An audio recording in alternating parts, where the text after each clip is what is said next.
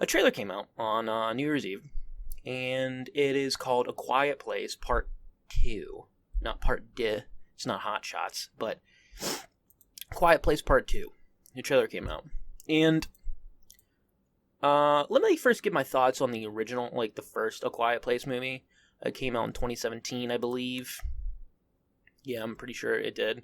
Or no, 2018. It came out in 2018.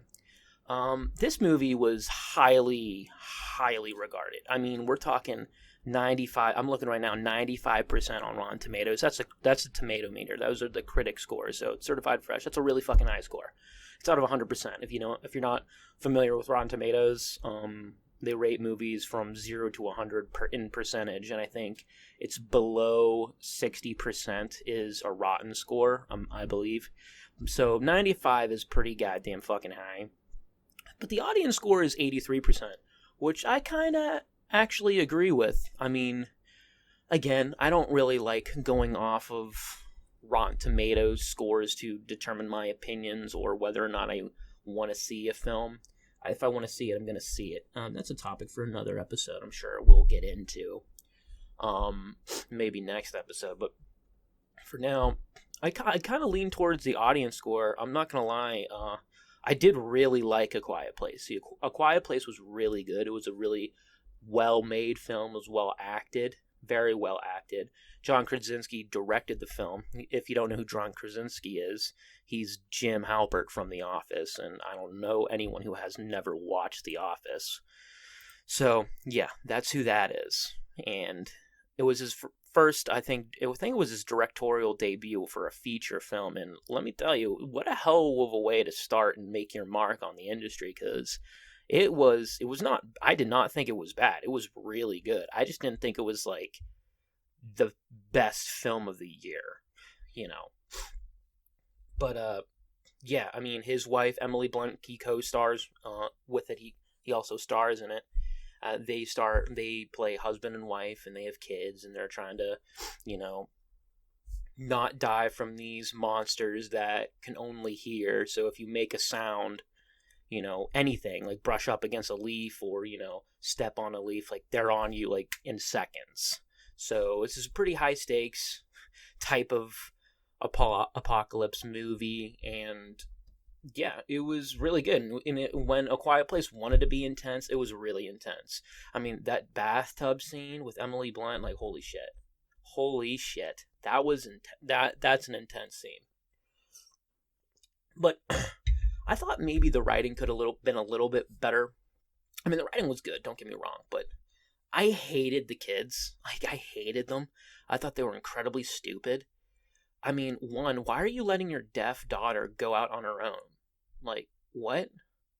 That's kind of stupid to me. Like, I get it, you have those sand paths that they can, like, stay on, but she's deaf, so if she, like, brushes against something that makes noise, she's not gonna know, and she's not gonna know if one of those giant fucking monsters are right there.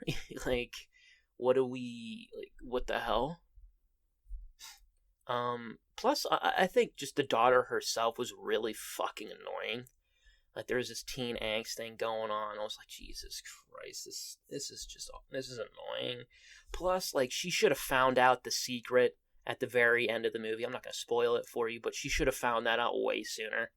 You know, some, like, consequences that had to be made shouldn't have happened. Let's just say that. So, yeah. That's my opinion on the first A Quiet Place movie. I mean, it's a really good film. I recommend it. If you're a horror fan, especially, I'd definitely go see it. But yeah, again, it's not the greatest film I've ever seen. I probably won't even watch it again. Like, I wouldn't buy it on Blu-ray or anything.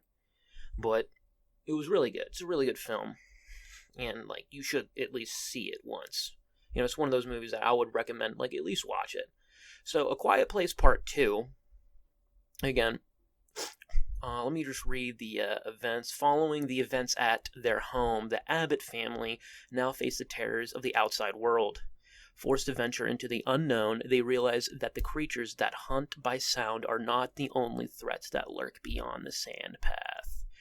Alright, so we're going to be dealing with people, which is, I guess, the most logical thing. I mean, that's never been done before. I mean, you even have one of the actors who I love, Cillian Murphy. He was in 28 Days Later, which is the movie that kind of pioneered that whole apocalypse thing. But like the apocalypse and what like caused the apocalypse is not really I mean, it's the main thing to worry about, but it's not the only thing to worry about. You have to worry about other things like other people, because people who are surviving in this world aren't really deserving to be saved, because they do things that keep them alive, which means fucking over other people and killing other people. So this concept has not been played with before. I mean, if you've seen The Walking Dead, you know what I'm talking about. I mean, come on.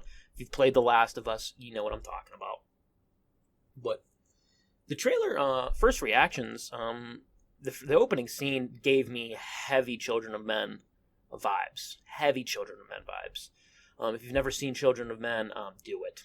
See Children of Men. It's fantastic. It's one of the best science, if not it's one of the best science fiction films. It's not only that, it's one of the best films ever made, in my opinion. Sorry, I'm coughing. It's the morning. I'm still trying to wake up. I stayed up pretty late last night, because I was so goddamn heated. But yeah, anyway. So yeah, Children of Men. There's an iconic scene in the film where they put the camera inside the car, and they like revolve it around for like all the actors. So it just constantly goes around inside the car as they're driving, and some shit happens, and it's really intense, and it's one of the best film scenes ever. Like, it's one of the most iconic scenes, I would think. It's one of the most intense scenes you'll ever watch. And that's what clearly John Krasinski saw Children of Men and was just like, I kind of want to do something like that. And that's what that's what they did. And that scene was really intense when the bus is like chasing them back, and that creature's climbing out of the bus. Like, wow, that was scary. That was pretty intense.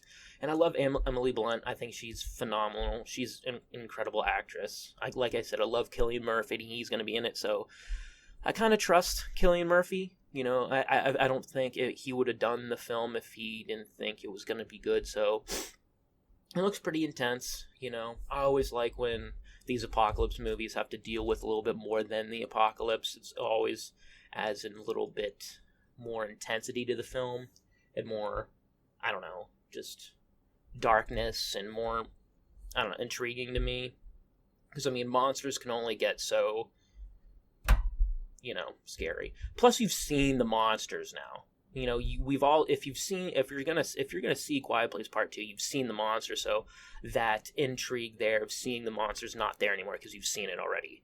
So, you got to do something else with the story, which I'm pretty sure they are. Comes out March 20th, 2020. I'll probably see it. I don't know if I'll see it in the theater. I'll probably wait, hear some things about it. If it gets rave reviews like the first A Quiet Place movie did, I'll probably go see it for this podcast and, get back to you guys. But anyway.